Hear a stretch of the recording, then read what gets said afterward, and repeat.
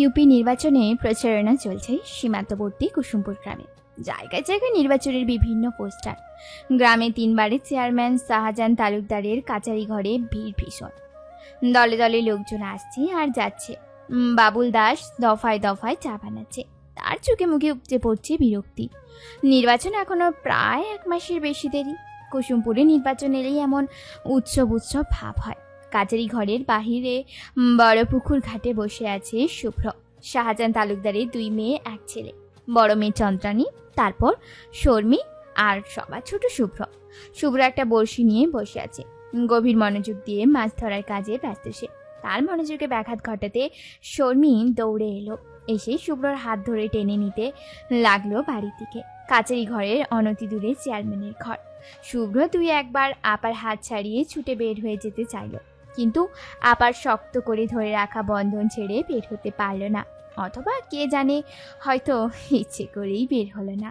শর্মী শুভ্রকে চেয়ারে বসিয়ে একটা স্টিলের থালায় করে 1 থালা ভাত নিয়ে এলো। তারপর ভাইকে লোকমা ধরে ভাত খাইয়ে দিল। শুভ্র গোগো করতে করতে ভাত খেলো। শর্মী 2 চোখে জল। তার শবন ও বাক প্রতিবন্ধী ভাইটাকে খেয়ে দেখবে শেষকালে। বোনরা তো বাবার ঘরে অস্থায়ী মেহবার। কোনো মেয়ে কি এরকম একটা ছেলেকে বিয়ে করতে থাকতে চাইবে?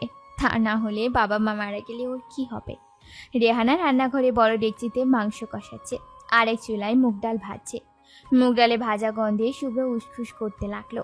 শর্মী ভাইকে শান্ত হতে ইশারা করে পাশে ঢেকে রাখা বাটিতে দেখালো ওর জন্য ভাজা মুগ ডাল রাখা আছে। রেহানা হাঁক দিয়ে বললেন, শর্মী, তোর হলো? ভাইকে খাওয়াতে দিনের অর্ধেক কাটিয়ে দিয়ে এলে বাকি কাজ করবি কখন? আমার কি 10 হাত নাকি? কয় দিক সামলাবো আমি? আল্লাহ আমার কপালেই এসব ঝামেলা লিখে দিয়েছে। শর্মী দ্রুত গেলার জন্য ইশারা করলো শুভ্রকে। শুভ্র মজা পেয়ে হাসতে লাগলো। শর্মী মুগ্ধ হয়ে ভাইয়ের হাসি দেখতে লাগলো। আহারে, কেমন চাঁদের মতো মুখ! আল্লাহ কত রূপ দিয়ে বানিয়েছে, অথচ তারও খুঁত দিয়ে দিয়েছে। শুভ্র যেদিন জন্ম হলো, উথাল পাতাল জোছনা ছিল। সেই রাতে সবাই বলাবলি করতে লাগলো চেয়ারম্যানের ঘরে আল্লাহ চাঁদের টুকরো পাঠাচ্ছে। শুভ্র পেটে হাত দিয়ে দেখলেও পেট ভরে গেছে, আর খাবে না। শর্মী আর জোর করল না। ইদানিং তার নিজেরও খেতে ইচ্ছে করে না, কেমন বমি পায় খেতে গেলে। গপাগপ চোখ বন্ধ করে নিজে বাকি 2 লোকমা নিয়ে ছুটল রান্নাঘরে।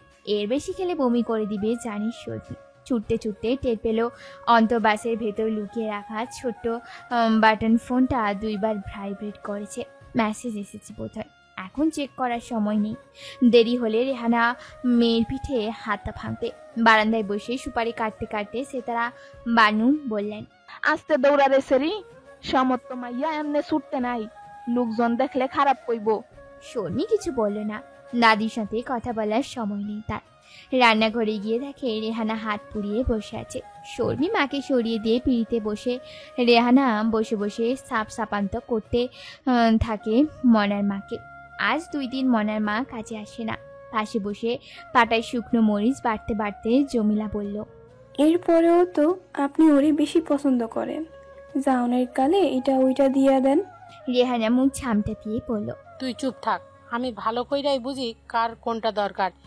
তোর বুড়া বাপের লাইগা যে মাসে মাসে 1500 টাকা পাঠাই তোর বেতনের বাহিরে, তখন কেউ কিছু কয়? নিজেরটা নিয়ে খুশি থাক। মনার মার স্বামী নাই, ঘরে 3টে পোলাপান। মা বাড়িতে গেলে সব পোলাপান ছুঁইটা আসে দেখতে মাকে নিয়ে আসছে। সেখানে যদি কিছু না দেখে পোলাপানের মন খারাপ হয়। সারাদিন মারে না দেখা কষ্টে পোলাপান ভুইলাই যায় মায়ের কাছে খাওন দেখলে। জমিলা কথা বাড়ায় না। বাপি মিছা কথা কয় নাই। জমিলার মা যখন লোকের বাড়ি কাজ করত, তখন জমিলার 2 বোনও এমন করে অপেক্ষা করত। বেশিরভাগ দিনই মা 1 থালা ভাত নিয়ে ফিরত। 1 থালা ভাত 4 জন মানুষ ভাগ করে খেত। চোখের সামনে সেসব ভাসতে থাকে জমিলার। 2 চোখ ভিজে ওঠে।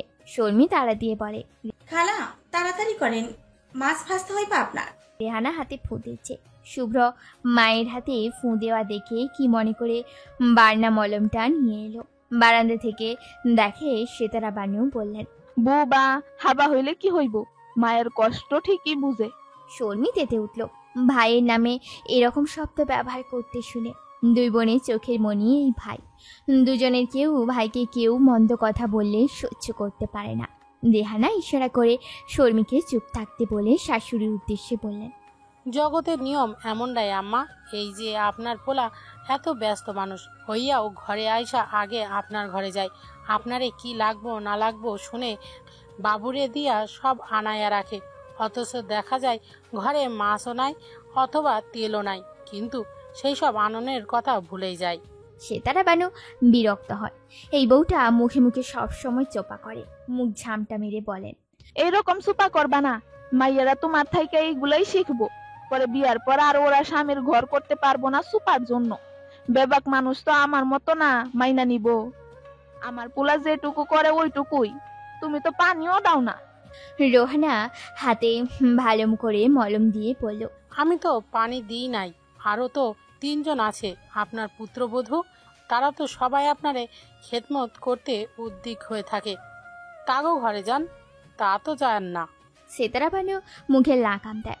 এখন কথা বাড়ানোর সময়টা, সবাইকে তা চেনা আছে। রেহানার মুখে বিষ হইলেও মনে কিছু নাই, বরং তার জন্য অনেক মায়া।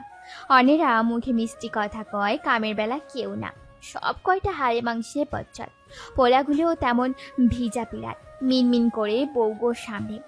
মায়ের জন্য যে কিছু করবে সেই মুরত নাই। শর্মি ফোন আবারও ভাইব্রেট করে। গরম তেলে কাতলা মাছের টুকরো ছাড়তে ছাড়তে শর্মি টের পায় কল এসছে এবার। এদিকে উঠে যাবারও সুযোগ নাই। মাছ ভাজার গন্ধ পেয়ে শুভ্র রান্না করে খুঁটির সাথে এসে হেলান দিয়ে দাঁড়ায়। শর্মি মাছ উল্টাতে উল্টাতে ভাবে আজকে খুব রাগ হবে নিয়াজ।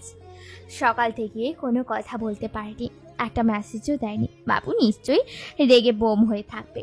রেহানা মেয়েকে সাবধান করে বলল, দেখা মাছ ছাড়, হাত পুরবি গরম তেলে। আবার আমার মতো এই সংসারে আইসা খুব চইলা পুইরা মরতাম, কারোর কাছে দাম পাইতাম না। শর্মি মুচকি হাসতে থাকে। যেদিন আব্বার সাথে যেদিন মনোমালিন্য হয়, মা এরকম কথা বলা শুরু করে। শর্মি একটা বাটিতে বড় সাইজের এক টুকরো মাছ তুলে দিয়ে শুভ্রর হাতে দেয়। শুভ্র চোখ মুখ উজ্জ্বল হয়ে যায় মাছ দেখে। গরম মাছে হাত দিয়ে গু গু করে উঠে, 2 চোখ ভিজে উঠে নিমেষে। তাড়াতাড়ি ঠান্ডা পানির বালতি এগিয়ে দেয় শর্মি। রেহানা চুপ করে দেখে। এই অবুজ ছেলেটাকে নিয়ে তার দিনদার চিন্তা, কিছুই বোঝে না এই ছেলেটা। শর্মি ফোন আবারও ভাইব্রেট হচ্ছে। জমিলা এখনো মরিচ পাচ্ছে। শর্মি তাড়া দিয়ে বলল, খালা তাড়াতাড়ি করেন, আমার হাতে এখনো কত কাম। আপনি মাছ ভাজতেন, তাও আমি ভাজতাছি। ঘরও গুছাইতে হইব আমার। রেহানা উঠে বলল। আমি যাই ঘরে গুছিয়ে রাখি। রেহানা উঠে যেতে শর্মি বাথরুমের নাম করে উঠে যায়। তারপর ফোন বের করে নিয়াজকে কল দেয়। একরাশ বিরক্তি নিয়ে নিয়াজ কল রিসিভ করে বলে, এতক্ষণ পর সময় হয়েছে তোমার, নির্বাচন করবে তোমার বাপ, কিন্তু ব্যস্ততা তোমার, মনে হয় এবার তুমি দাঁড়াইবা। শর্মি ফিসফিস করে বলল, আজকে উপজেলা চেয়ারম্যান, মেয়র, উপজেলা নির্বাহী কর্মকর্তা, থানার ওসি, ওনারা সবাই দুপুরে আমাগো বাড়িতে খাইব। এর জন্য একটু ব্যস্ত কাজকর্ম নিয়ে। নিয়াজ হেসে বলল, শালার আস্ত হারাম। আমার বাপের থাইকাও খায়, তোমার বাপের থাইকাও খায়, তবে এবার তোমার বাপ জিতব না, আমার বাপই জিতব। শর্মি হেসে বলল, আকাশে চাঁদ উঠলে যেমন সবাই দেখবে, ভোট হইলেও সবাই দেখবে কে জিতে। রাখি এখন। নিয়াজ বলল। রাইতে আসমো কিন্তু। লজ্জায় শর্মি লাল হয়ে কল কেটে দেয়। তারপর বের হয়ে যায় বাথরুম থেকে। মেহমান আস্তে আস্তে বিকেল হয়ে যায়। সবাই পেট ভরে খেয়ে রান্নার ভীষণ তারিফ করে। রেহানার বুক গর্বে ভরে যায়। তাই 2 মেয়ে রান্না বান্না করতে পছন্দ করে, আর দুজনের রান্নার হাতই ভালো। বাবুল দাস রান্নাঘরের সামনে দাঁড়িয়ে খেতে খেতে বলল, বৌদি, তোমার মেয়ের রান্ধন একেবারে দ্রৌপদীর মতন। এমনি এমনি কি আমি মা কই? রেহানা ঘোমটা টেনে মুখ ঢেকে বললেন, আপনারা কইছি না আমারে এসব হিন্দুয়ানা নামে ডাকবেন না। ভাবি কইয়া ডাক গিয়েন, আপা কইবেন, আর এমনে বাড়ির ভেতরে আইয়া নিষেধ করছি না। বাবুল দাস সরল হেসে বলল, বৌদি, আমি তো এত বছর বাড়িতে কাম করি, আজ পর্যন্ত আপনাদের দিকে তাকাই নাই। আপনি যে আমার লগে দেখা দিবেন না, ওইটা আমার মাথায় আছে। আমি শুধু আমার মা জননী গো দেখতে আসি। শর্মি বাবুল দাসের প্লেটে আর 1 পিস খাসির মাংস দিয়ে বলল, কাকু আরাম কইরা খান, এই বাটিতে রসগোল্লা রাখা আছে, খাইবেন কিন্তু। বাবুল দাসের চোখে পানি চলে এলো। এই বাড়ির মেয়ে দুইটা এত বেশি ভালো। রাতে রেহানা নিজের রুমে শুয়েছিল। শুভ্র ঘুমিয়ে গেছে সন্ধ্যার দিকে। শর্মী অপেক্ষা করছে নিজের রুমে নিয়াজের জন্য। নিয়াজের বাবা কাদের খান আর শাহজাহান তালুকদার দুজনেই প্রতিবন্ধী। টানা 3 বার কাদের খান শাহজাহান তালুকদারে প্রতিদ্বন্দ্বিতা করেছে, 3 বারই হেরেছে। এবার 4র্থবারও নির্বাচন করবে। শর্মী জানে না এর ভবিষ্যৎ কি। একে অন্যের ছায়া মারায় না ওনারা, অথচ শর্মী কিনা ওকেই ভালোবাসলো। যদিও শর্মী জানতো না নিয়াজ কার ছেলে, নিয়াজও হয়তো জানতো না, অথচ ভাগ্য তাদের মিলিয়ে দিতে এক জায়গায় নিয়ে এসছে। ছাদের খোলা দরজা দিয়ে নিয়াজ নিচে নেমে এলো। অন্ধকার সিঁড়ির সামনে দাঁড়িয়ে এদিক ওদিক তাকিয়ে এক ছুট খোলা দরজা দিয়ে শর্মীর রুমে। নিয়াজ শর্মীর রুমে ঢুকতেই সদর দরজায় পর্দার পাশ থেকে একটা কালো ছায়া নীরবে সরে গেল। দরজা বন্ধ করে নিয়াজ শর্মীকে জড়িয়ে ধরল। উত্তেজনায় কাঁপছে শর্মী। ঠিক যেদিন নিয়াজকে বিয়ে করলো সবাইকে লুকিয়ে, সেদিনের মতো বুক ঢিপ ঢিপ করছে তার। নিয়াজ রুমে ঢুকেই শর্মীকে শক্ত করে জড়িয়ে ধরল। শর্মী নিয়াজের খোলা বুকে মুখ ঘষতে ঘষতে বলল, এভাবে আর কতদিন? আমার এমনটা ভালো লাগে না নিয়াজ। কবে সবাইকে জানাবি তুমি? নিয়াজ শর্মীকে নিয়ে ব্যস্ত হয়ে গেল। মাথার মধ্যে ঘুরপাক খাচ্ছে তার অনেক কিছু। বেশ খানিকক্ষণ দুজন অন্তরঙ্গ সময় কাটানোর পর নিয়াজ শর্মীকে জড়িয়ে ধরে শুয়ে রইল। তারপর পকেট থেকে একটা প্রেগনেন্সি টেস্ট কিট শর্মীর হাতে দিয়ে পড়ল। চেক করে আসো তো শর্মী। নিয়াজের বুকের ভিতর দাদমা বাড়ছে। এবার তাহলে সব প্ল্যান মাফিক হবে। গত কয়েকদিন ধরেই শর্মী বলছিল তার শরীর ভালো লাগছে না, কেমন অস্বস্তি লাগছে খাবার খেতে। নিয়াজ দাঁত দিয়ে ঠোঁট কামড়ে ধরে অপেক্ষা করছে শর্মী ফিরে আসার। একটু পর শর্মী ফিরে এলো। লাজু ঘেঁষে নিয়াজের দিকে কিটটা এগিয়ে দিল। নিয়াজ যখন দেখলো পজিটিভ, তখনই নিজের আসল রূপে ফিরে এলো। উদ্বিগ্ন হয়ে পড়ল, এখন কি হবে শর্মী? এই অবস্থায় কিছুতেই জানানো যাবে না কাউকে আমাদের বিয়ের কথা। এখন নির্বাচন সামনে, আবার নির্বাচনের পর আমার বাপ, আরও কতবা তোমার বাপ। তখন তো মাথা এমনিতেই গরম থাকবে ওনাদের। আরও 5-6 মাস সময় লাগবে আমাদের। শর্মী চেহারা থমথমে হয়ে গেল। চাপা ক্ষোভ প্রকাশ করে বলল, মাথা ঠিক আছে তোমার? 5 থেকে 6 মাসের আগেই তো সবাই বুঝে যাবে আমি প্রেগনেন্ট। নিয়াজ বিরক্ত হয়ে বলল, আমি কি করব বলো আমাকে? তাইলে চলো অ্যাবর্শন করিয়ে ফেলি। শর্মীর মাথায় যেন বাজ পড়ল। অ্যাবর্শন? শর্মী করাবে অ্যাবর্শন? যেই শর্মী মায়ের মতো মমতা দিয়ে ভাইকে বড় করছে, বাচ্চা দেখলে যেই শর্মী করে তুলে নেয়, সে কিনা নিজের সন্তানকে হত্যা করবে? নিয়াজের শার্টের কলা চেপে ধরে শর্মী বলল, কি বললা তুমি? আবার যদি এই শব্দ উচ্চারণ করো তাহলে খুব খারাপ হবে। নিয়াজ শর্মীর হাত ঝাড়া দিয়ে সরিয়ে বের হয়ে গেল দরজা খুলে। শর্মী হতভম্ব হয়ে বিছানায় বসে রইল। 2 চোখ দিয়ে আপনাতেই পানি পড়ছে শর্মী। নিয়াজ এসব কি বলছে? শর্মী নিজেকে শান্ত করে নিয়াজকে কল দিল। এখন রাগারাগি করার সময়টা, নিয়াজকে ঠান্ডা মাথায় বুঝাতে হবে। নিয়াজ শর্মীর বাসা থেকে বের হয়ে বাজারে চলে গেল। মগার দোকানে পেছনে বসেছে নেশার আড্ডা। ইয়াবা, মদ, সিগারেট নিয়ে বসেছে কয়েকজন। একটা বেঞ্চিতে চিত হয়ে শুয়ে টগর সিগারেট টানছে। এইমাত্র একটা বোতল খালি করেছে সে। নিয়াজ এসে সেই আসরেই বসে গেল। ফোন বাজতেই নিয়াজ বিরক্ত হয়ে ফোন তুলল। তারপর সরে এলো একপাশে জঙ্গলের পাশে। রিসিভ করে বলল, কল দিছিস কেন? তের দেখাইস না আমারে, এখন কেন কল দিলি? শর্মী হতভম্ব হয়ে গেল নিয়াজের মুখে এরকম কথা শুনে। এসব কি নিয়াজ বলছে তাকে? একটা মানুষের মুখের ভাষা এত জঘন্য? টগর টলতে টলতে জঙ্গলের এক পাশে প্রস্রাব করতে বসল। তারপর মাথা ঘুরে সেখানেই ধপ করে পড়ে গেল। নিয়াজ সেদিকে এক নজর তাকিয়ে একদলা থুতু ফেলল। শালার ওভারলোড হয়ে গেছে। শর্মী যথেষ্ট শান্তভাবে বলল, নিয়াজ, তোমার সবাইকে জানাতে হবে আমাদের বিয়ের কথা। নিয়াজ আবারও একদলা থুতু ফেলে বলল, কিসের বিয়ে আর কার বিয়ে? শর্মীর মাথায় আকাশ ভেঙে পড়ল। কি বলছে নিয়াজ এসব? এভাবে অস্বীকার করছে কেন সে শর্মীকে? নিয়াজ বলল, দেখো শর্মী, আমার এখনো বিয়ের বয়স হয়নি। বাচ্চা কাচ্চার দায়িত্ব নেওয়া তো পরের কথা। তাই তুমি আমার সাথে যদি থাকতে চাও তবে তোমার অ্যাবর্শন করতে হবে, তা না হলে আমি জানি না। শর্মী বিড়বিড় করে বলল, জানুয়ারির ঘরে জানুয়ারি হয়। তোকে বিশ্বাস করা আমার সবচেয়ে বড় ভুল ছিল। নিয়াজ হেসে বলল। Thanks darling. কল কেটে শর্মী আছড়ে ভেঙে ফেলল ফোনটা। মাথার ভেতর কেমন দপদপ করছে। কি করবে এখন সে? সামনে বাবার নির্বাচন, এই সময় এসব জানাজানি হলে তো ভাবতে পারছে না কি করবে। বিছানায় চিত হয়ে শুয়ে উপরের দিকে তাকাতেই ফ্যানের দিকে নজর গেল তার। তখনই বুদ্ধি মাথায় এলো। চন্দ্র ক্লাস শেষে ভার্সিটি লাইব্রেরিতে গিয়ে ধপ করে বসে পড়ল। শরীর ভীষণ ক্লান্ত তার উপর আজকে সবগুলো ক্লাস করতে হবে। 2 ঘন্টা পর খোকন স্যারের ক্লাসে অ্যাটেন্ড না করলে মনে হয় মিসাইল ছুঁড়বেন তিনি তার উপর। কে জানে কেন এই বদখোদ লোকটা তাকে ভীষণ অপছন্দ করে। 2 ঘন্টার জন্য চন্দ্র আর হলে গেল না। লাইব্রেরিতে গিয়ে নিজের নোট রেডি করতে বসলো। এতে করে সময় দ্রুত কেটে যাবে। লিমন এসে চন্দ্রের পাশে বসে ফিস ফিস করে পড়ল, কে রে, তুই নাকি এবারে ট্যুরে যাচ্ছিস না? চন্দ্র মাথা নেড়ে পড়ল। হ্যাঁ, যাচ্ছি না। লিমন ফিস ফিস করে পড়ল, দূর, তুই না গেলে মজা হবে না। চল না দোস্ত, আমাদের গ্যাংটা অসম্পূর্ণ থেকে যাবে। তোকে চন্দ্র ফিস ফিস করে বলল, আব্বার ইলেকশন আছে, আমাকে গ্রামে যেতে হবে 10 থেকে 12 দিন পর। ট্যুর কোনোভাবেই আমি দিতে পারবো না। লিমন ব্যথিত হলো খুব। ভেবেছিল এবারে ট্যুরে গেলে সবার সামনে নীলগিরিতে উঠে চন্দ্রকে সে প্রপোজ করবে। ইউটিউব দেখে অনেকগুলো কৌশলে শিখেছে লিমন। চন্দ্র না গেলে কিভাবে হবে? লিমন আর কিছু বলতে চেয়েছিল, কিন্তু চন্দ্রর সামনে বসা ছেলেটার বিরক্তি প্রকাশ দেখে চুপ করে রইল সে। চন্দ্র ফোন বের করলো টাইম দেখার জন্য। এখনো 1 ঘন্টার মতো বাকি আছে। পেটের মধ্যে চুঁচা দৌড়াচ্ছে। চন্দ্র উঠে গেল ক্যান্টিনের উদ্দেশ্যে। লিমনের খপ্পর থেকে রেহাই পেয়ে স্বস্তি পেল চন্দ্র। কয়েকদিন ধরে লিমনের ভাবভঙ্গি ওর ভালো লাগছে না। এই যে অতিরিক্ত যত্ন করা ব্যাপারটা চন্দ্র অনুভব করে, এর পেছনে কোনো উদ্দেশ্য আছে। সে লিমনকে এই সুযোগ দিতে চায় না।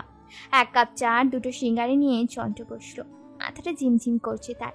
আজকেও একটা চিঠি পেয়েছে সে। চিঠি পড়ার পর থেকে চন্দ্রর মনটা অস্থির হয়ে আছে। ভারাক্রান্ত মন নিয়ে চন্দ্র ক্লাসে গেল। পরবর্তী সময়টা চন্দ্রের জন্য ভীষণ বিরক্তকর কাটল। সারাদিনের ক্লান্তি নিয়ে চন্দ্র শুয়ে পড়ল। তখন কল এলো। ঘুম ঘুম চোখে তাকে দেখে আপা কল দিয়েছে। আপনাতেই চন্দ্রর মুখ হাসি হাসি হয়ে গেল। সব ক্লান্তি দূর হয়ে গেল। চন্দ্র কল রিসিভ করতেই তার বাবা সালাম দিয়ে বলল, আমার আম্মাজান কি আজ বেশি ব্যস্ত আছিল? চন্দ্র যেদিন বাড়িতে কথা বলে না দিনে, রাত হলেই তার বাবা কল দেয় তাকে। সারাদিন এত ব্যস্ততার মধ্যে থেকেও মেয়ে যে কল দেয়নি সেই ব্যাপারটা বাবা মাথায় রাখে বলেই চন্দ্রর বুক আনন্দে ভরে ওঠে। বাবা বললেই যেমনটা মনে ভেসে ওঠে তার বাবা ঠিক তেমনই। শাহজাহান তালুকদার ভেজা কণ্ঠে বলল, আম্মা, এবার কিন্তু 4 মাস হয়েছে আপনি আসেন না। চন্দ্র হেসে বলল, আব্বা, আমি আগামীকালই আসবো।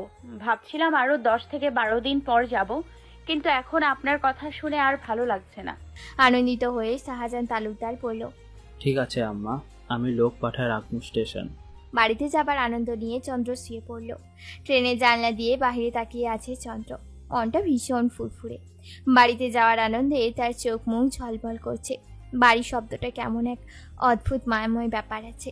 যত দূরেই যাওয়া হোক, যত দামি আর আরামদায়ক স্থানেই থাকা হোক, বাড়ির কথা মনে হলে সবারই মনে হয় বুকটা কেঁপে ওঠে। বাড়ি শব্দটা মনে হলেই মনে হয় কেমন শান্তিময় একটা স্থান, যেখানে মায়ের গায়ের গন্ধ আছে, বাবার আদর আছে, ভাই বোনের আবদার আছে। চন্দ্র ব্যাগ খুলে 1 প্যাকেট আচার নিয়ে খেতে লাগছে। কুসুমপুর রেল স্টেশনে শুভ্র দাঁড়িয়ে আছে অনেকক্ষণ হলো। হাতে একটা ছাতা নিয়ে দাঁড়িয়ে আছে। তাকে কেউ বলেনি, তবুও সে জানে আজ বড় আপা আসবে। বড় আপা আসা মানে শুভ্রর জন্য ঈদের মতো ব্যাপার। প্রতিবারই বড় আপা ওর জন্য অনেক রকম খাবার নিয়ে আসে, কাপড় নিয়ে আসে। তখন 2 বোনের আদরে শুভ্রর ইচ্ছে করে সারা জীবন সময়টা ধরে রাখতে। চন্দ্র স্টেশনে নেমেই দেখে শুভ্র দাঁড়িয়ে আছে।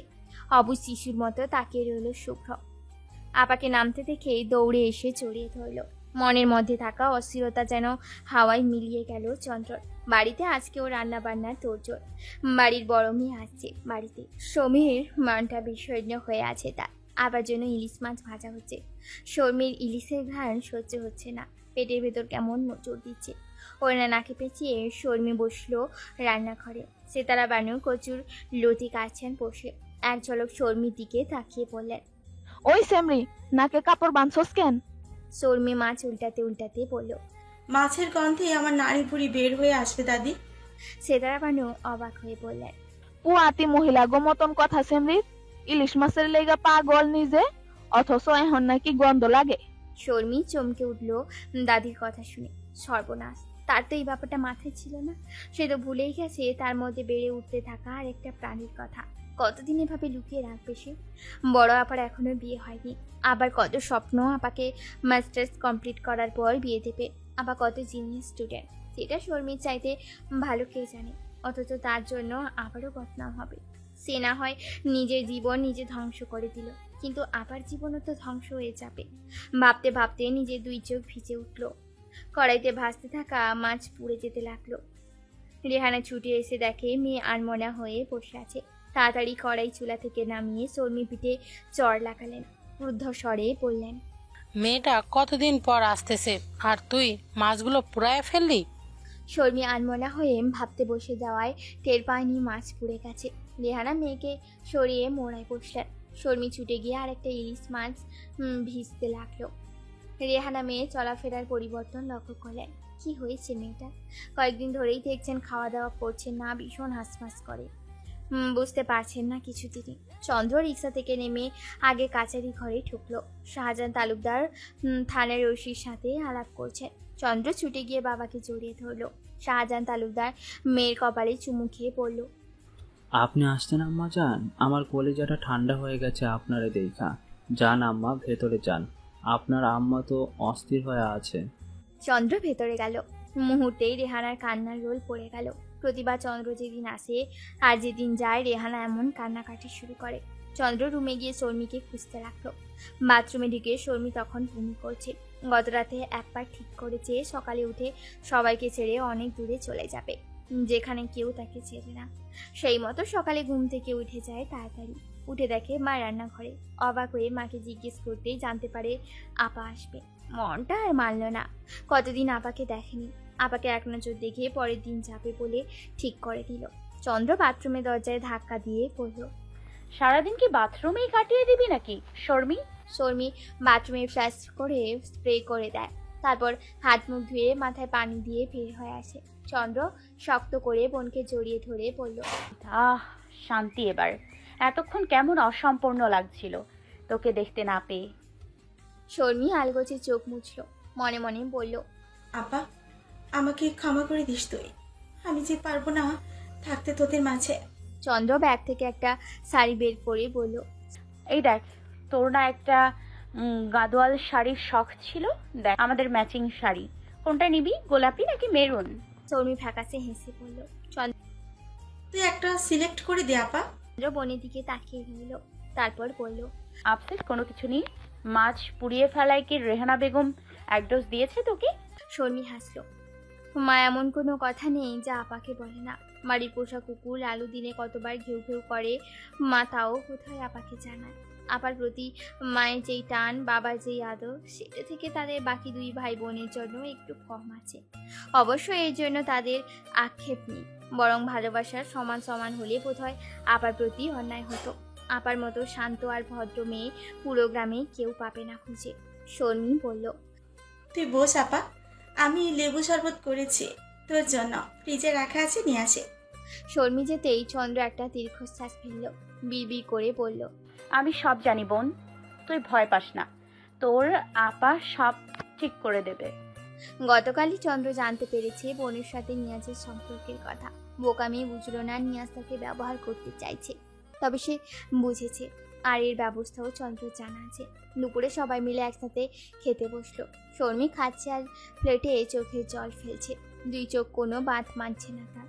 এটাই হয়তো বাবা মা ভাই বোনের সাথে শেষ খাওয়া। টগর বসে আছে কাদের খানের কাচারিতে, হাতে কতগুলো লিফলেট। মাথার ওপরে ফ্যানটা ঘটাং ঘটাং করে ঘুরছে, অথচ বাতাস গায়ে লাগছে না।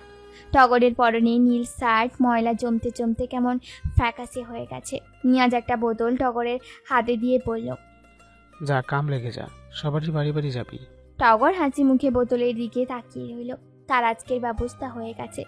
শার্টের ভেতরে বোতলটা লুকিয়ে টগর বেরিয়ে গেল লিফলেট বিলি করতে। নিয়াজ টগরের গমন পথের দিকে তাকিয়ে মনে মনে বলল, শালার কপাল, একটা ভদ্র শিক্ষিত পোলা এমন করে নষ্ট হইব কেউ কি ভাবছে কোনোদিন? পকেট থেকে একটা সিগারেট বের করে টগর সিগারেটে আগুন ধরলো। টগরের বাবা মারা যান টগরের জন্মে 4 বছর পর। আর মা মারা যায় টগর অনার্স ফাইনাল ইয়ারে থাকার সময়। তারপর থেকে ছেলেটা কেমন যেন হয়ে গেছে। আগে মা সহ শহরেই ছিল, গ্রামে ফিরে এসেছে বছর 3 হলো। এক মাথা লম্বা চুল, মুখ ভর্তি খোঁচা খোঁচা দাড়ি, পরনে একটা ট্রাউজার আর শার্ট। বিকেলে 3 ভাই বোন রাস্তায় হাঁটতে বের হয়েছিল। শর্মির মন ভালো করতেই বের হয়েছে 3 জন। টগর সিগারেটের ধোঁয়া ছাড়তেই চন্দ্রর নাকে লাগে গন্ধ। বিরক্ত হয়ে চন্দ্র দাঁড়িয়ে পড়ল। মাতাল নাকি লোকটা? এভাবে হাঁটছে কেন?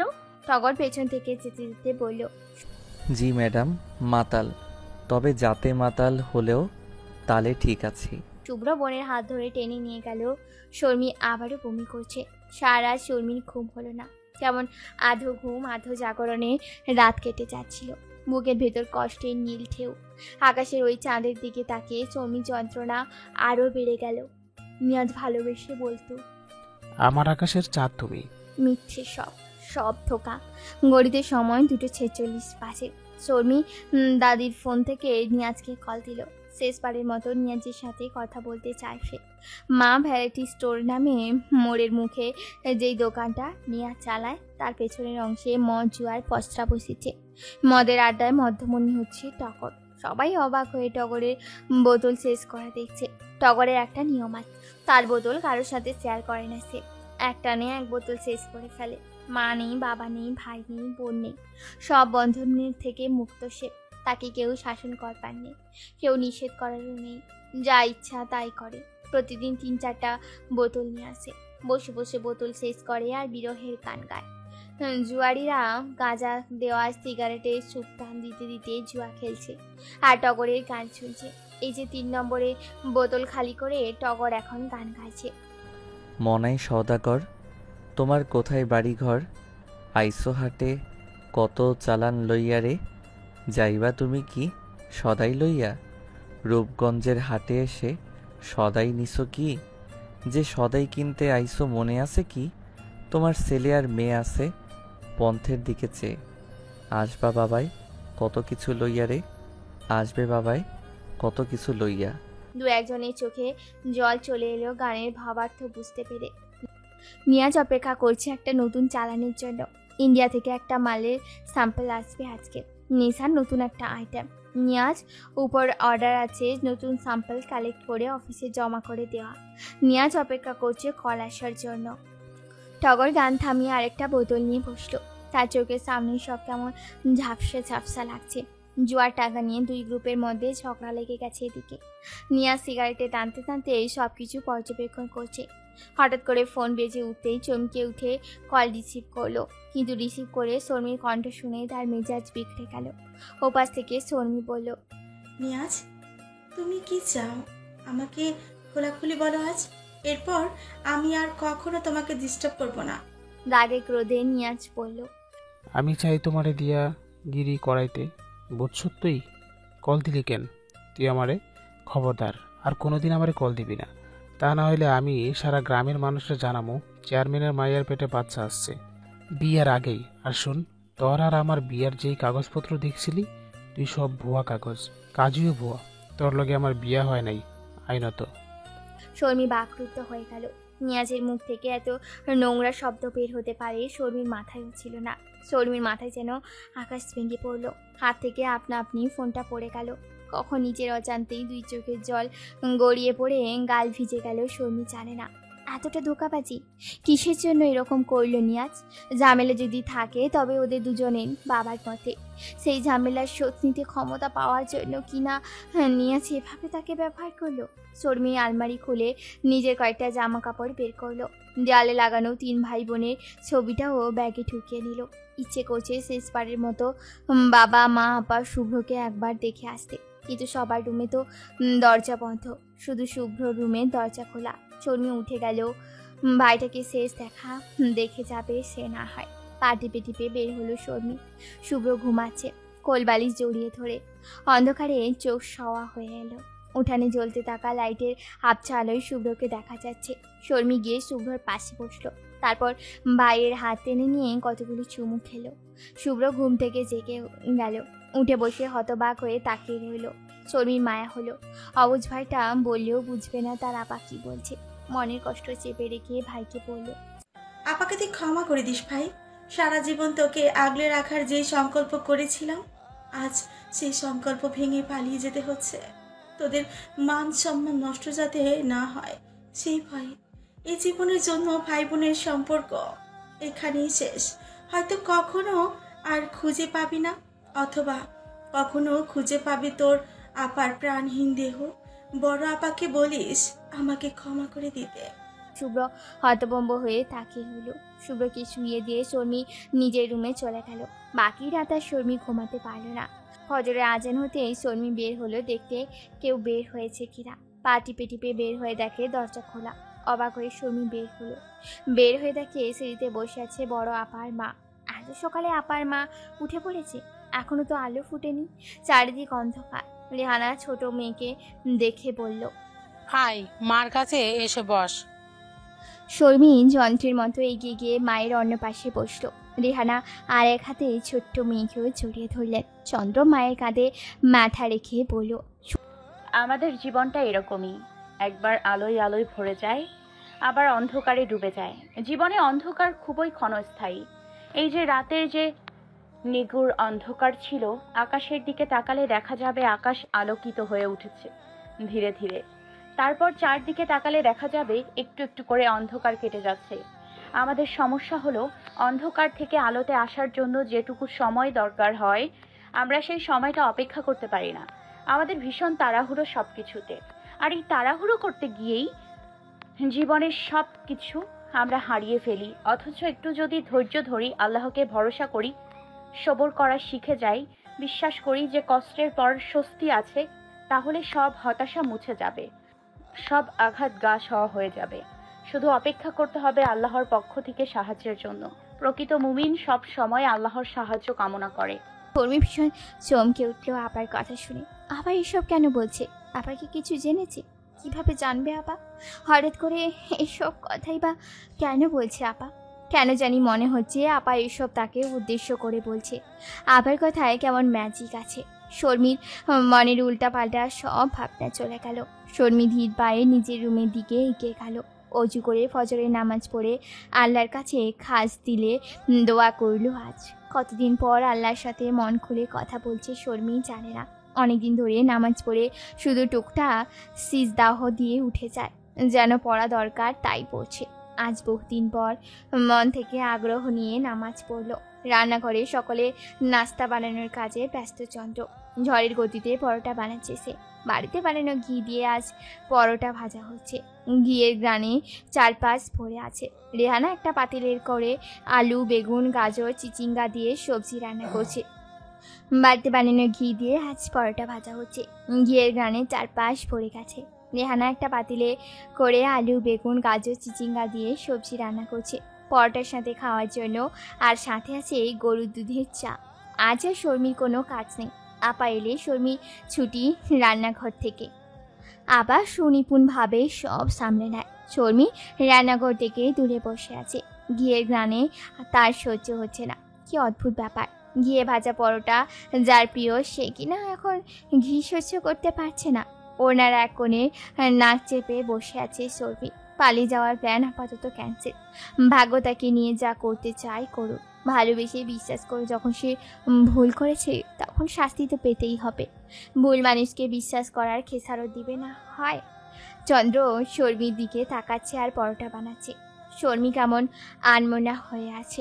লজ্জায় চন্দ্র নিজে থেকে শর্মীকে কিছু জিজ্ঞেস করতেও পারছে না। শুভ্র একটা গরম পরোটা শর্মীর কাছে নিয়ে যেতেই শর্মীর নাক আরও জোরে চেপে ধরল। একটা দীর্ঘশ্বাস ছেড়ে চন্দ্র শর্মীর জন্য আটা রুটি বানালো আলাদা করে। সবাই যখন নাস্তার টেবিলে বসে নাস্তা করছে, শর্মী তখন নিজের রুমে বসে রুটি খাচ্ছে। চন্দ্রর মনও অস্থির হয়ে আছে।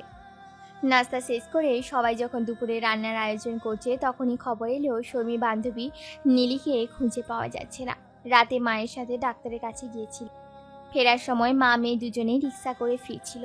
তার মধ্যে পথে কারা যেন রিক্সা থেকে মাকে ধাক্কা দিয়ে ফেলে দিয়ে মেয়েকে নিয়ে চলে গেছে। সকাল সকাল এরকম একটা খবর পেয়ে শর্মী যার পরাণে হতবাক। সবসময় এরকম ঘটনা আশেপাশে গ্রামে শুনেছি, কিন্তু নিজেদের গ্রামেই এরকম হবে কখনো ভাবতেই পারিনি। বর্ষাকালের দিন, আকাশ এই হাসে তো এই কাঁদে অবস্থা। এতক্ষণ ঝলমলে রোদ ছিল, এখন আবার আকাশ অন্ধকার হয়ে এসছে। শর্মি হতভম্ব হয়ে বসে আছে। নীলি কি তবে সফিকের সাথে পালিয়ে গেছে? নীলি আর শর্মি দুজনে একসাথে কলেজে আসা যাওয়া করে। নীলির থেকে শর্মি জেনেছে সফিকের কথা। কয়েকদিন ধরে নীলি বলছিল বাসায় বিয়ের জন্য চাপ দিচ্ছে, সফিকে ছাড়া নীলি কাউকে বিয়ে করবে না। চন্দ্র এসে বলল, শর্মি চল, নীলিদের বাড়ি যাই, চাচিকে দেখে আসি। শর্মির হাত পা কাঁপতে লাগলো। ওই বাড়িতে গেলে যদি চাচি জিজ্ঞেস করে নীলির সাথে তো শর্মি আসা যাওয়া করতো। শর্মি আমতামতা করে বলল, আপা আমার খুব ভয় করছে। চন্দ্র তীক্ষ্ণ দৃষ্টিতে তাকিয়ে বলল, কেন, তুই কি কিছু জানিস? শর্মি ঢোক গিলিয়ে পড়ল, নীলির একজনের সাথে সম্পর্ক আছে আপা, শফিক নামর। বাজারে যে সুবর্ণা কসমেটিক্সের দোকান আছে, ওই দোকানে ছেলেটা চাকরি করে। নীলির বাড়িতে নাকি বিয়ের কথা হচ্ছে। নীলি বলেছিল শফিক নাকি ওকে বলেছে পালিয়ে যেতে। চন্দ্র শুনে বোনের হাত ধরে বলল, চল আমার সাথে, চাচি যদি জিজ্ঞেস করে তবে যা জানিস তা বলে দিবি। শর্মি আর চন্দ্রও নীলিদের বাড়িতে। শর্মির বুক কাঁপছে দূর দূর করে।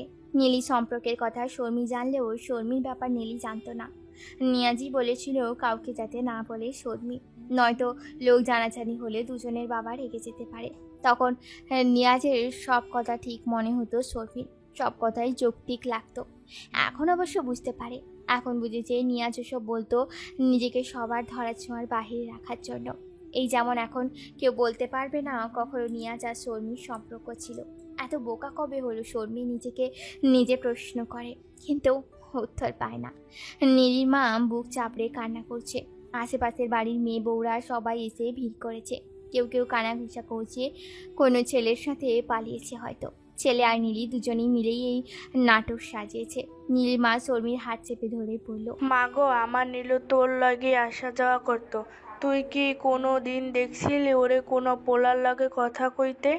আমি তো জানি আমার মাইয়া কেমন, আমার মাইয়া এরকম মাইয়া না, কোনো পোলার লগে এরকম আড্ডা নাই আমার মাইয়ার। শর্মি লজ্জায় মাথা নিচু করে ফেলল। বাবা মায়েরা আমাদের কতটা ভরসা করে, বিশ্বাস করে। তারা মনে করে তাদের সন্তান ভীষণ নিষ্পাপ, অথচ যেদিন জানতে পারে তাদের বিশ্বাস ভুল ছিল, বিশ্বাসের ভিত যেদিন নড়ে যায় কেমন লাগে সেদিন তাদের। শর্মি যদি এখন বলে দেয় যে নীলির সত্যি কারোর সাথে সম্পর্ক আছে, তাহলে কেমন লাগবে ওনার? তাহলে চন্দ্র বোনের হাত চেপে ধরলো আলতো করে। শর্মি জিভ দিয়ে ঠোঁট ভিজিয়ে পড়ল, না চাচি, এরকম কিছু তো আমি জানি না। চন্দ্র মুচকে হেসে পড়ল, চাচি এত কান্নাকাটি কইরেন না, থানায় জিডি করছিলেন চাচি? নীলির মা কাঁদতে কাঁদতে বলল, করছি গো মা, কিন্তু আমি জানি কোনো লাভ নাই, থানায় ওরা কয় আমার মাইয়া কোনো পোলার লগে ভাগছে। চন্দ্র আর শর্মি নীলিদের বাড়ি থেকে বের হয়ে এলো। বাইরে এসে চন্দ্র বলল, শফিক কোন দোকানে কাজ করে তুই চিনিস? শর্মি মাথা নেড়ে বলল, হ্যাঁ চিনি আপা। চন্দ্র বলল, চল তাহলে শফিকের সাথে দেখা করতে যাই, তাহলে সব কনফিউশন দূর হয়ে যাবে। চাচি অন্তত স্বস্তি পাবে মেয়েটা ভালো আছে এই ভেবে। শর্মি অবাক হয়ে বলল, কেন আপা, তুমি কেন যাবে? চন্দ্র হাঁটতে হাঁটতে বলল, আমার কেন জানি মনে হচ্ছে চাচি মিথ্যে বলেনি। মায়ের পাশ থেকে এত রাতে এভাবে পালিয়ে যেতে হলে অনেক বড় কলিজা লাগে শর্মি। দেখ নীলি তো কলেজে রোজ যায়, ও যদি পালিয়ে যেতে চাইতো তবে তো কলেজে গেলে ওভাবেই যেতে পারতো। এভাবে মায়ের পাশ থেকে কেন যাবে এভাবে রাতের বেলা? চন্দ্র আর শর্মি রিক্সায় উঠে বাজারে গেল। স্বর্ণকার গলিতে ঢুকে 3-4 দোকান পার হতেই শর্মি বলল, এই দোকান আপা। দুজনে ভেতরে গিয়ে দাঁড়ালো। শফিক শর্মিকে দেখে মুচকি হেসে পড়ল, আপু ভালো আছেন? শর্মি মাথা নেড়ে পড়ল, হ্যাঁ ভালো, আপনি? শফিক হেসে বলল, ভালো আছে। শর্মি আবার জিজ্ঞেস করলো, নীলি কেমন আছে? শফিক লাজুক হেসে বলল, আজ তো কথা হয়নি আপু, গত রাত থেকে কল দিছি ধরছে না। শর্মির গলা শুকিয়ে গেল। চন্দ্র নিজেও অবাক হলো। মনে মনে এসে চেয়েছে তার ধারণা যাতে মিথ্যে হয়, তাহলে অন্তত চাচি এটুকু নিশ্চিত হবে যে তার মেয়ে সুস্থ আছে, ভালো আছে। শর্মি ফ্যাকাশে মুখের দিকে তাকিয়ে শফিক বলল, আপু কোনো সমস্যা? চন্দ্র বলল, না ভাই, আমরা আসছি। দুজনে মন খারাপ করে বের হলো। সেই মুহূর্তে বাড়ি থেকে কল এলো চন্দ্রর ফোনে। শুভ্র অসুস্থ হয়ে পড়েছে, কেমন ছটফট করছে নাকি সে। দুই বোন হন্তদন্ত হয়ে বাড়ি গেল। শাহজাহান তালুকদার ছেলের হাত চেপে ধরে কাঁদছে, তার মাথায় কিচ্ছু ঢুকছে না। কি হলো ছেলেটার হঠাৎ করে? চন্দ্র এসে সেই রিক্সা করে ভাইকে নিয়ে হাসপাতালের দিকে ছুটলো। তার কিছুক্ষণ পরপরই শর্মী, চন্দ্রর মা, বাবা সবাই গিয়ে হাজির হলো। হাসপাতালের বাইরে একটা সিঁড়ির উপর সিগারেট ধরিয়ে নিয়াজ টগরের কাঁচ চাপড়ে বলল, শাহজালাল তালুকদারের ক্ষমতা আমি কেমনে শেষ করে দিই? খালি দেখ, আমার বাপের 12টা নির্বাচন হারানোর খেসারও তাকে দিতে হবে। এবার সুদে আসলে এবার আমি মারাত্মক প্ল্যান করেছি। টগর ফুসফুস করে সিগারেটের ধোঁয়া ছাড়তে ছাড়তে বলল, দূর ভাই, এসব ক্ষমতায় সুখ নাই। সুখ আছে মদের বোতলের প্রতি চুমুকে। নিয়াজ হাসল মনে মনে। এই গাধাটাকে সাথে রাখার এই এক সুবিধা, এর ধ্যান সবসময় মদের বোতলে থাকে, আর এক কান দিয়ে সব কথা ঢুকে অন্য কান দিয়ে বের হয়ে যায়। একটু আগেই নিয়াজ কি বলেছে এখন জিজ্ঞেস করলে বলতে পারবে না। নিয়াজের অনেক প্ল্যান আছে, আস্তে ধীরে এগোবে নিয়াজ। প্রয়োজনে টগরকে ফাঁসিয়ে দিবে সে। ডাক্তার এসে জানালো কোনোভাবে শুভ্রর পেটে ড্রাগ গিয়েছে, আর এই ড্রাগ এতটাই করা যে অনবস্ত কেউ প্রথমবার নিলে মারা যেতে পারে পর্যন্ত। ভাগ্যিস শুভ্রকে দ্রুত হসপিটালে নিয়ে আসা হয়েছে। সবাই হতবম্ব হয়ে রইল ডাক্তারের মুখের কথা শুনে। শুভ্র আর ড্রাগ কিভাবে সম্ভব? একটা সিএনজি করে শুভ্রকে বাড়িতে নিয়ে এলো। শাহজাহান তালুকদারের মাথায় রক দপ দপ করছে প্রচণ্ড ক্ষোভে। শাহজাহান তালুকদারের জানে এটা নিশ্চয়ই কাদারের কাজ। কাদের শুভ্রকে গুটি বানিয়ে তার সাথে খেলতে চাইছে। শাহজাহান তালুকদারের ফর্সা মুখে বিরাজ করছে রাজ্যের ক্ষোভ। দুই কান লাল হয়ে গেছে। বাবুল দাস কড়া লিকারের চা বানাচ্ছে স্যারের জন্য। তারও মন বিক্ষিপ্ত হয়ে আছে। শুভ্র সবার আদরে, সবার নয়নের মণি। শাহজাহান তালুকদার চায়ের কাপ হাতে নিয়ে কাচারি ঘর থেকে বের হলো। তার পরনে খাদি কাপড়ের সবুজ রঙের পাঞ্জাবি। গতকাল বড় মেয়েটা আসার পর থেকে ছেলেটা ভীষণ খুশি ছিল, অথচ কোনো সুযোগে শুভ্রর সাথে এরকম করলো কেউ? ছেলে যেই অবস্থা জানতেও পারবেন না তিনি। কোন দিন কে কি করেছে, কিভাবে করেছে। এক বুক আক্ষেপ নিয়ে চা শেষ করে চার কাপটা আছড়ে ভেঙে ফেললেন তিনি। চেয়ারম্যান বাড়ির পথটা চারপাশে নানা ধরনের ফুল গাছ লাগানো আছে। শাহজাহান তালুকদার নাম জানেন না এসব গাছের, এসব বাবুল দাসই দেখাশোনা করেন। মনের অস্থিরতা কমাতে শাহজাহান তালুকদার পায়চারি করতে লাগলো বাড়ির রাস্তায়। পায়চারি করতে করতে দেখতে পেল টগরকে বিড়বিড় করে টগরকে উদ্দেশ্য করে বললেন, রাস্কেল। টগর হাসতে হাসতে এসে শাহজাহান তালুকদারের পায়ের কাছে এসে বলল, দিন তো চেয়ারম্যান সাহেব, একটু পায়ের ধুলো দিন। কে জানে চেয়ারম্যান থাকাকালীন এটাই হয়তো শেষবার আপনার থেকে পায়ের ধুলো নিচ্ছি। শাহজাহান তালুকদারের পিত্তি জ্বলে উঠল। গম গমে গলায় পড়ল, গেট লস্ট ইডিয়েট। টগর শার্টের ভেতর বোতলে হাত বুলাতে বুলাতে বলল, আমি কিন্তু দেশের নামকরা বিশ্ববিদ্যালয়ের ছাত্র ছিলাম, আর মাস্টার্সও করেছি ইংরেজিতে। তবে কি স্যার, গালি দিলে বাংলায় দেন, ইংরেজিতে গালি দিলে তেমন একটা গায়ে লাগে না। কেমন আলগা আলগা একটা ভাব আছে তাতে। বাংলা গালিতে কেমন কেমন একটা মাখা মাখা ভাব আছে, বুঝলেন? শাহজাহান তালুকদার অগ্নি শর্মা হয়ে বললেন, এই মুহূর্তে এখান থেকে যাও তুমি, না হলে খুব খারাপ হবে। টগর মাটির রাস্তায় পা ছাড়িয়ে বসলো, তারপর হেসে পড়ল, স্যারের কি মেজাজ অত্যাধিক খারাপ? আমার কাছে তো আর কোনো বোতলও নাই। আমি আবার নিজের বোতল কাউরে শেয়ার করি না। আমি আবার রুলস মেনে চলি। আপনি চেয়ারম্যান হন আর এমপি হন, আমি আমার বোতল কাউকে দেই না। শাহজাহান তালুকদারের মাথা গরম হয়ে গেল। রাগে তেড়ে গেলেন টগরের দিকে। টগর মাটিতে শুয়ে পড়ল, তারপর হেসে বলল, কাউন্টডাউন শুরু হয়ে গেছে, সময় খুব কমে আসছে। শাহজাহান তালুকদার বিস্মিত হয়ে বলল, কিসের কাউন্টডাউন? টগর এক লাফে উঠে দাঁড়িয়ে দূরে সরে গিয়ে হেসে পড়ল, আপনি এত বোকা হয়ে কিভাবে এত কিছু সামলান? এত বছর ধরে কিভাবে রাজত্ব করছেন কুসুমপুরে? আমি তো আপনার হাতের মার খাওয়ার ভয় বললাম, যাতে আপনি থমকে যান আর আমি সরে যেতে পারি। আর না দাঁড়িয়ে টগর বোতল চেপে ধরে এক ছুটে পালিয়ে গেল। শাহজাহান তালুকদার ঠায় দাঁড়িয়ে রইলেন। তার মন বলছে অন্য কথা। কাদের খান নিশ্চয়ই কোনো কিছু করার তাল করছে, সেই জন্য টগর এই কথা বলছে। ও নিশ্চয়ই কিছু শুনেছে। বিড়বিড় করে শাহজাহান তালুকদার বলল, কাদের খা, এবার আমিও আটঘাত বেঁধে নেমেছি, এত সহজে ময়দান থেকে সরব না আমি। নিয়াজ বসে আছে তার বাবার রুমে চেয়ারের উপর। বাবাকে তার ভীষণ ভয় করে। কাদের খান গম্ভীর মুখে একটা বই পড়ছেন মনোযোগ দিয়ে। নিয়াজ মনে মনে বিরক্ত হয়ে পড়ল। সামনে নির্বাচন আর উনি বসে বসে হ্যামলেট পড়ছে। সাহিত্য চর্চা দেখে নিয়াজের শরীর চলতে লাগলো।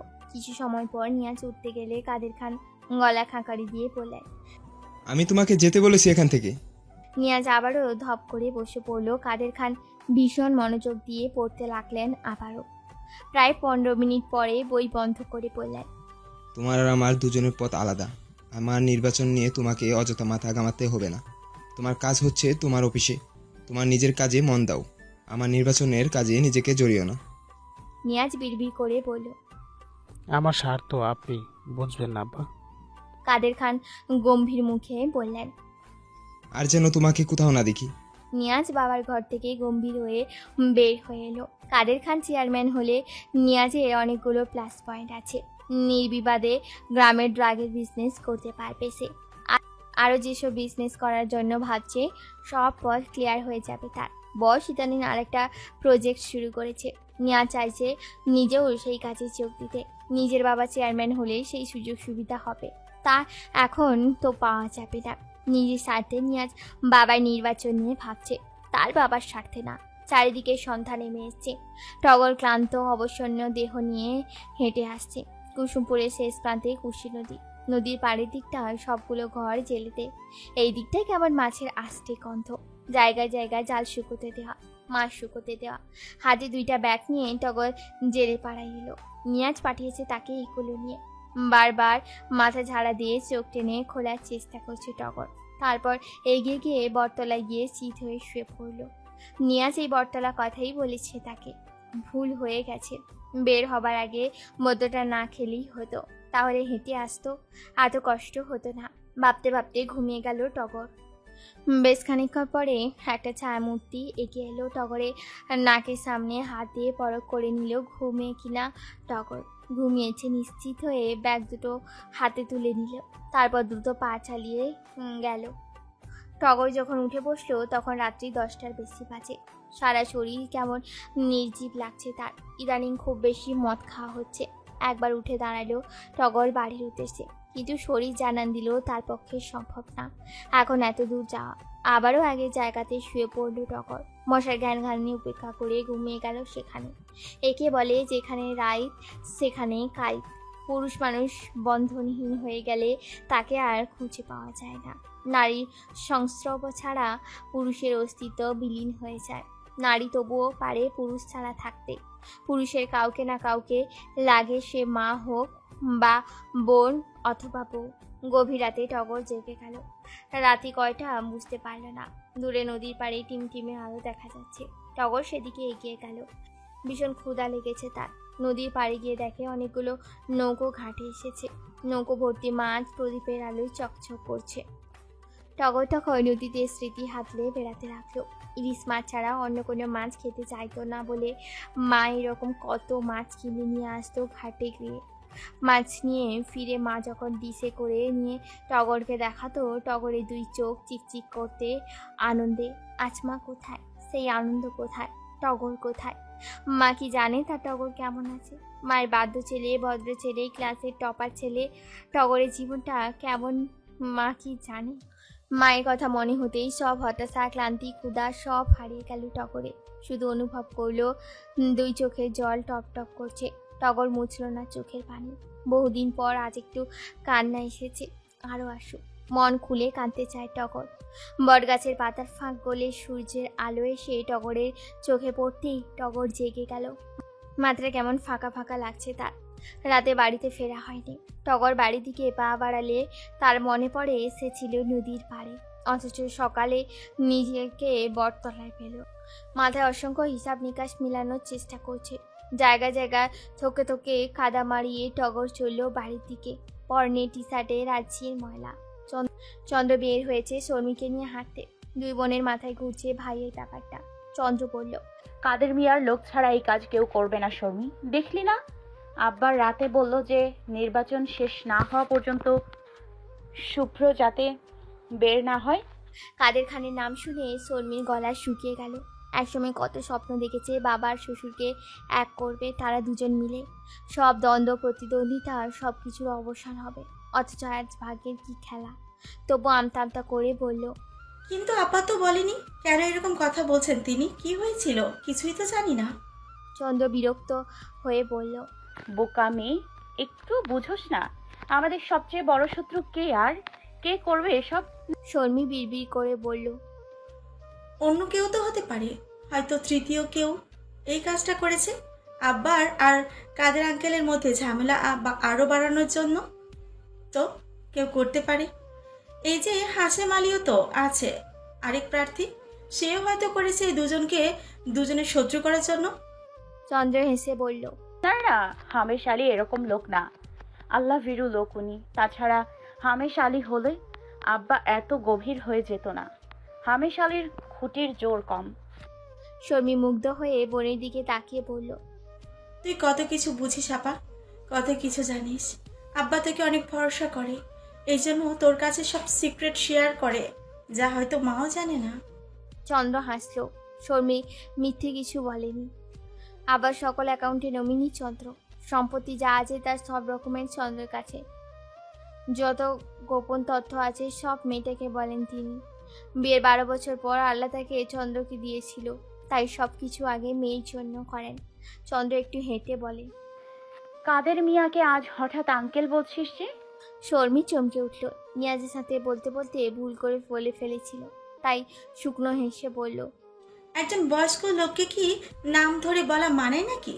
চন্দ্র তির্যক হেসে বলল, তাহলে হামেশ আলীকে কেন আঙ্কেল বললি না? উনি কি ছোট বাচ্চা? শর্মী গলা শুকিয়ে গেল, তবুও জোর করে বলল, ধুর আপা, ভোগ ধরতে বসেছিস নাকি বাদ দে। চন্দ্র বলল, যাই বলিস, কাদের খানের একটা ছেলে আছে না, কি যেন নাম? ও নিয়াজ নাম। ওরে দেখলেই কেমন সন্ধ্যার মতন লাগে, তাই না? শর্মীর হার্টবিট বেড়ে গেল, বুকের ভেতর চুরমার হয়ে গেল যেন মুহূর্তে। আহা নিয়াজ, কত ভালোবাসার নিয়াজ, কি জবাব দেবে শর্মী এই পর্যায়ে? আপাতত ভুল বলেনি। হাঁটতে হাঁটতে অনেক দূর চলে এলো দুজন, আবারও ঘুরে বাড়ির দিকে রওনা দিল। চন্দ্র মনে মনে ভাবছে শর্মী কখন বলবে তার সমস্যা কি হয়েছে তার। টগর বাড়ি গিয়ে গোসল করে নাস্তা বানাতে কিচেনে গেল। ময়দা মেখে রেডি করে নিল পিৎজা বানানোর জন্য। আজ হঠাৎ করে পিৎজা খেতে ইচ্ছে করছে। মা যেভাবে বানিয়ে দিত সেভাবে। মা মারা যাওয়ার পর কত নামি দামি রেস্টুরেন্টে পিৎজা খেয়েছে টগর, অথচ কই মায়ের বানানো পিৎজার স্বাদ পায়নি। ময়দা ডো করে টগর সোফায় গিয়ে একটা কাত হলো। শরীর ভীষণ ক্লান্ত লাগছে অনেকটা পথ হেঁটে আসায়। কখন যেন ঘুমিয়ে গেল টগর, বুঝতে পারল না। ঘুম ভাঙলো বাইরে চিৎকার চেঁচামেচি শুনে। টগরদের বাড়ির নাম সুখনিপাত, অথচ এখানে বাস করা মানুষটার জীবনে সুখ নেই। নারিকেল সুপারি গাছ দিয়ে ঘেরা বাড়িতে 150টি নারিকেল গাছ আছে, আর সুপারি গাছের কোনো হিসেব নেই। টগর দরজা খুললো চোখ কচলাতে কচলাতে। দরজা খুলে যাকে দেখলো তাকে দেখে কয়েকটা হার্টবিট যেন মিস করে ফেললো সে। পুলিশের ইউনিফর্ম হয়ে সামনে দাঁড়িয়ে আছে ইন্সপেক্টর নির্ঝর। চোখের কালো সানগ্লাসটি যেন এখনও আগেরটি রয়ে গেছে। ঠোঁটে খেলা করছে ক্রূর হাসি। ক্লিন সেভ করা লোকটার ফর্সা মুখটায় কঠোরতা স্পষ্ট প্রকাশ পাচ্ছে। টগরের দিকে তাকিয়ে নির্ঝর পড়ে, তো কি অবস্থা টগর সাহেব? After a long time you meet again. বলেছিলাম না ঠিকই নজর রাখবো, পালিয়ে এসেও বাঁচলে না দেখলে। টগরের মেজাজ খারাপ হতে লাগলো। এই লোকটা কিভাবে এলো এখানে? এর পোস্টিং কুসুমপুরে হলো কেন হঠাৎ করে? টগরকে চুপ থাকতে দেখে নির্ঝর বলল, আমাদের সাথে থানায় যেতে হবে টগর। টগর বিরক্ত হয়ে বলল, কোন অপরাধে? নির্ঝর হাসল, চোখ থেকে সানগ্লাস খুলে পকেটে ভরে বলল, জিজ্ঞাসাবাদ করার আছে। টগর আগের মতো একরোখা হয়ে বলল, কেন? নির্ঝর টগরকে পাশ কাটিয়ে ভেতরে চলে গেল। এ ঘর ও ঘর সবটা রুম খুঁজলো কিছু একটা। এলাকার যারা নির্ঝরের সাথে এসেছিল তারাই জানে যে টগর ভীষণ মদ খায়। ওর বাসায় অনেক মদ আছে। টগরের নাম শুনে নির্ঝরে যদিও এই টগরের কথা মাথায় এসেছিল, কিন্তু সত্যি সত্যি যে এ হবে তা নির্ঝর ভাবেনি। নির্ঝরকে এ ঘর ও ঘর ঘুরতে দেখে টগর মুচকি হাসল, মনে মনে বলল, কোনো লাভ নেই নির্ঝর বেবি, তোমার মতো 2 পয়সার ইন্সপেক্টরের কর্ম নয়। টগরের মদের আস্তানার খোঁজ নেওয়া। টগর এত কাঁচা মাছ খায় না। টগরের সামনে এসে নির্ঝর বলল। গত রাতে কোথায় ছিলে?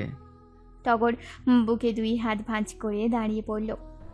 যেখানেই থাকি, নান অফ ইয়োর বিজনেস। নির্ঝর হেসে পড়ল।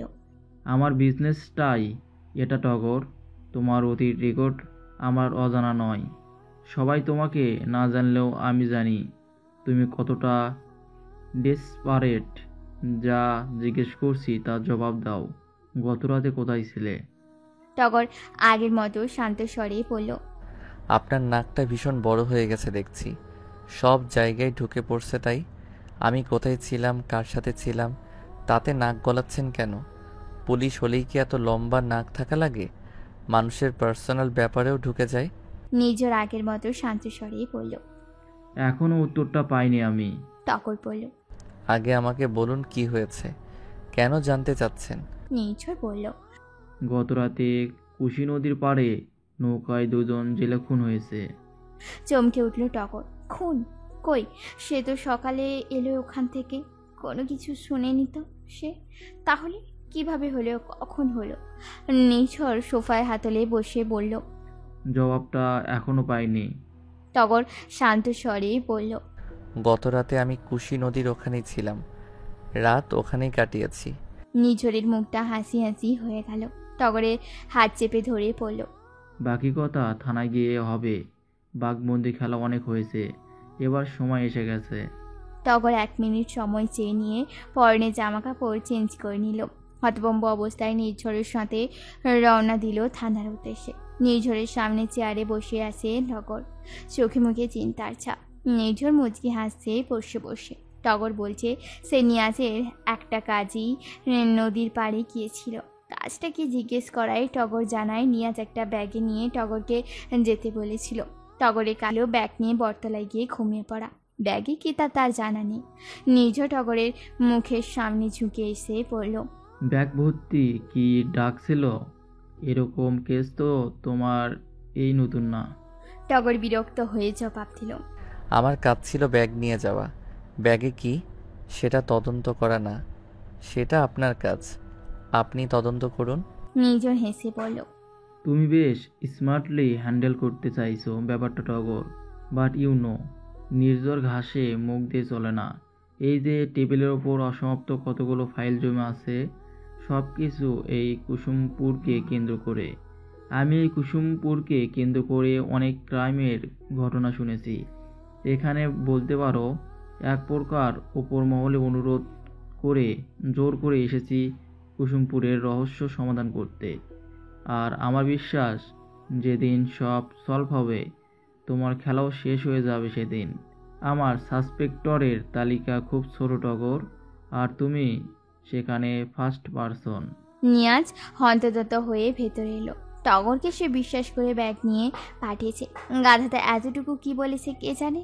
নিয়াজ বসে যেতেই নির্ঝর বাধা দিয়ে পড়ল। আপনি বাইরে অপেক্ষা করুন, আপনাকে আলাদা জিজ্ঞাসাবাদ করা হবে। নিয়াজ চিন্তিত হয়ে বের হয়ে গেল।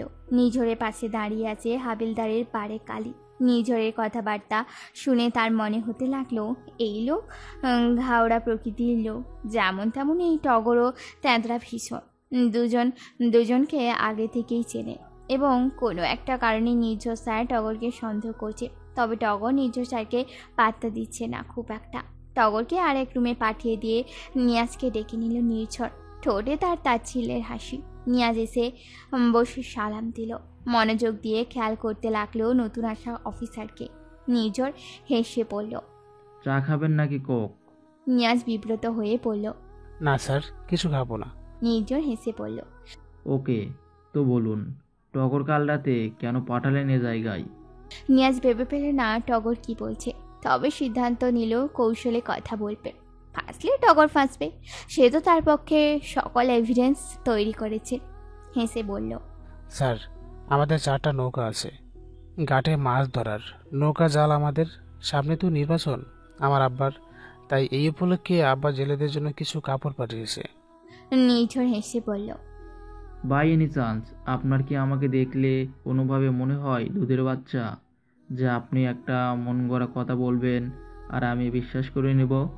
নিয়াজ বলল, আপনি চাইলে ক্রস চেক করতে পারেন, আমি এক বিন্দুও মিথ্যা বলছি না। নির্ঝর জিজ্ঞেস করলো, তাহলে ব্যাগ এমনভাবে পাঠিয়েছেন কেন? আর কেনই বা টগরকে সরাসরি ব্যাগটা দিতে দেননি?